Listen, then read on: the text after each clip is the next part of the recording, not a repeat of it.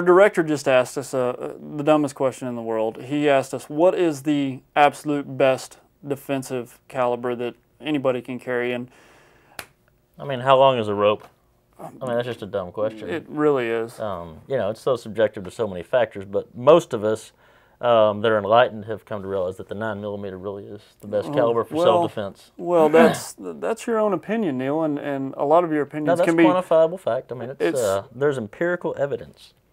Show me your... right here in my head. Show me your research and your statistics. I'd like to see this. Well, no, I mean, what's better than a 9? Neil really doesn't understand the logistic or the ballistics of what a 45 ACP can do. I mean, it's actually like throwing a bowling ball at somebody at 1,000 feet per second in some instances. So he is obviously mistaken, and you know, but no, it really isn't a bowling ball. I mean, it's like a little tiny projectile, a fraction of an ounce, which is true of any handgun. But you take a 9mm, it's a good middle of the road caliber. Any gun you get in 9mm is going to have the highest capacity for its gun size, for that frame size. But do you really need... It's got low recoil, it's high velocity. Do you need 20 rounds? Yeah, some people do.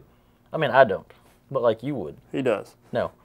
Well, so in this instance, but you know, and he asked the question, our director did, about what about 40 caliber? He hears a lot about that, and you know, there's a lot of people that sing its praises, and personally, I know Neil is lying at the moment. He says 9mm. His favorite is a 40 caliber. He just doesn't want to admit it. No, that's not the case. No, really, the 9mm is the way to go, and all opinions to the contrary are just so much rubbish. So Neil is under the impression that if an assailant is trying to harm him at 600 yards, he's going to be able to take a 12-foot drop on a 9mm projectile. Well, if he's that far away, and first of all, you keep talking to the camera. I'm over here. If you're going to shoot, if the assailant is that far away, you don't need to be shooting at him. Okay. I mean, there's no assailant that determined that you need to start shooting at him at that distance. I've seen you pull the triggers sometimes. On an assailant. Not an assailant, but you were practicing the shot. Yeah. I'm a decent pistol shot. Sometimes. See, and this is why the reason this question is so dumb is that it always degenerates into a discussion of relative skill with a handgun, and I know you're a little insecure in that regard. You don't have to touch on that right now. So I can see why that might be a sore point.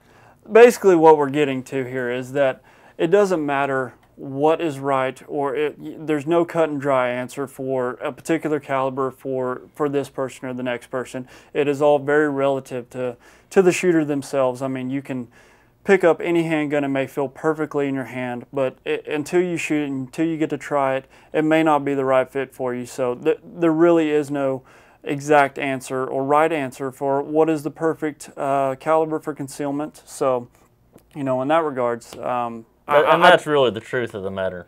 I mean, personally, I don't want to be shot by a BB gun, you know, regardless. I think if you're in a situation that lends itself to be the right time and place, you're going to be happy with whatever you have available to you. Yeah.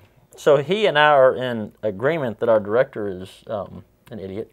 But we agree that there's no good answer to the question. But feel free to hop in on the comment section and tell us what you think.